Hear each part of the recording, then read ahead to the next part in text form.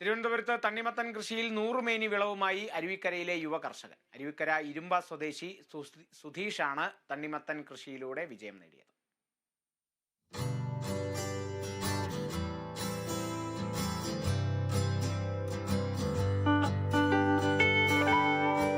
വീടിന് മുൻവശത്തുള്ള കാടുമൂടിക്കിടന്ന 30 സെന്റ് ഭൂമിയിൽ കൃഷി ചെയ്തുകൂടെ എന്ന സുധീഷിന്റെ ചിന്തയാണ് തണ്ണിമത്തൻ കൃഷിയുടെ തുടക്കം.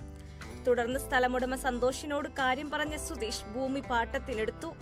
പഞ്ചായത്തിന്റെയും കൃഷി ഓഫീസിന്റെയും സഹകരണത്തോടെ കാട് പിടിച്ചു കിടന്ന തരിശുഭൂമി വൃത്തിയാക്കി. തണ്ണിമത്തന്റെ കിരൺ എന്ന ഇനം വിത്താണ് നട്ടത്. 70 ദിവസം കൊണ്ടാണ് വിഷരഹിത തണ്ണിമത്തൻ വിളയിച്ചെടുത്ത് വിജയം കൊയ്തത്.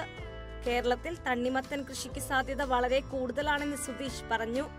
ഓരോ ചെടിക്കും വേണ്ട വളവും വെള്ളവും ഓരോ ചെടിക്കും അതിൻ്റെ മൂട്ടിൽ കൃത്യമായിട്ട് എത്തിക്കുന്ന ഒരു രീതിയാണ് ഈ പ്രിസിഷൻ ഫാമിങ്.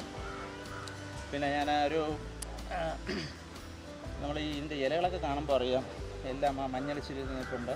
ഞാനിവിടെ ഫംഗിസൈഡോ കെമിക്കൽ പെസ്റ്റിസൈഡുകളോ ഒന്നും ഉപയോഗിച്ചിട്ടില്ല. അതുകൊണ്ട് തന്നെ വിളവ് ഇപ്പോൾ ഇതിൻ്റെ വളരെ കുറച്ച് മിനിമം വിളവേ കിട്ടിയിട്ടുള്ളൂ.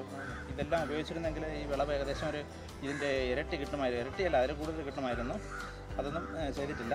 എന്നാലും ഒരു നഷ്ടമില്ലാത്ത രീതിയിൽ നമുക്ക് കൃഷി ചെയ്യാൻ പറ്റുന്ന ഒരു ഇതാണ് ഈ തണ്ണിമത്തന്. ഒരു നട്ട് 70 ദിവസമാകുമ്പോൾ തന്നെ അതിൻ്റെ വിളവ്, ഇന്നിപ്പോൾ 70 ദിവസമല്ല 68 ദിവസമായി വിളവെടുക്കുന്നു.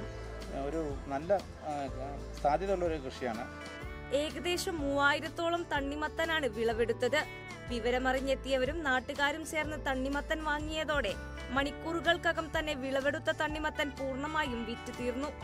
അരുവിക്കര പഞ്ചായത്ത് പ്രസിഡന്റ് ആർ കല വിളവെടുപ്പ് ഉദ്ഘാടനം ചെയ്തു.